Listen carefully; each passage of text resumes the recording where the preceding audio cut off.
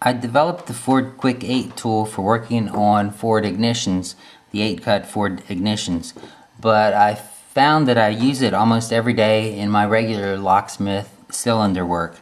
So I thought I'd do a video and show you how I use it in my regular cylinder work. Mostly I use the spring steel side of it.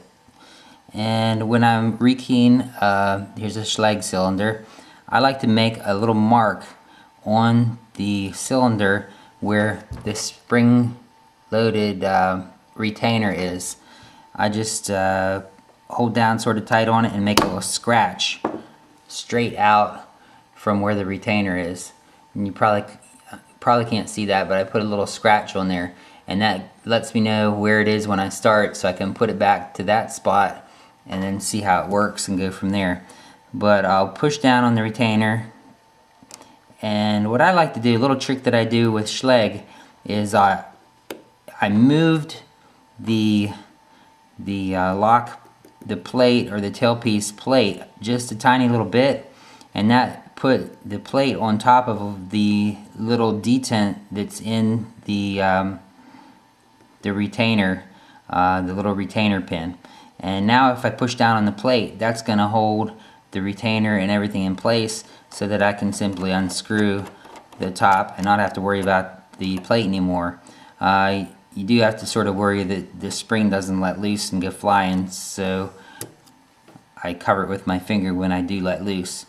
Now when I'm rekeying these locks, I get the whole house and put all the locks right in a row. And to save time, I don't even worry about taking out the retainer. I don't worry about taking out the spring under here. If it comes out when I'm pulling the case, the cover off, that's fine. But if it doesn't come out, I'll leave it in there. Put the key in, turn it, and leave it in there, because it saves time. It's one less thing you have to worry about. So go ahead and rekey the lock, service the lock, ready to put it back together.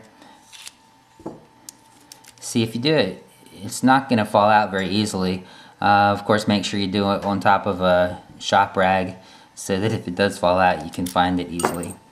Okay, so now we're going to put it back where it was, and we're going to press down with the kwik8 tool, get it started, and we're going to go back to the mark where we scratched. Usually on a Schlage, you tighten it up the whole way, and you'll go back 1 or 2 little notches, and it'll be good to go.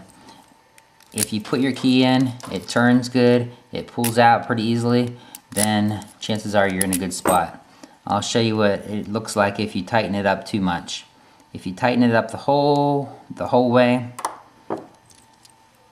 first of all, the key's probably going to be a little bit hard to go in, and the cylinder's going to turn hard.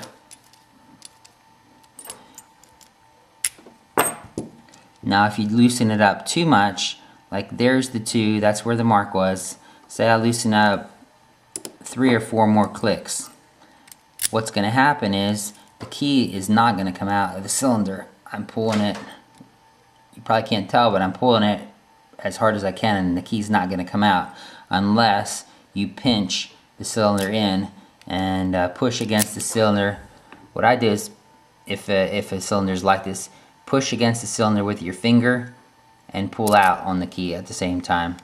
And I've had many people that have called me over the years that all that was wrong with their lock was the tailpiece or the retainer was a little bit loose, especially on a mortise cylinder that has the screws holding it. If the screws loosen up, and it will make it so that the key can't come out. It's going to be just like this position where the key is stuck in place and won't come out unless you push in with your finger. I call it pinching the key out. You pinch the key out, and people are amazed if you get it out real easily like that. So that's it. That's how I use the kwik8 tool to take apart regular cylinders, and I'm sure you'll find lots of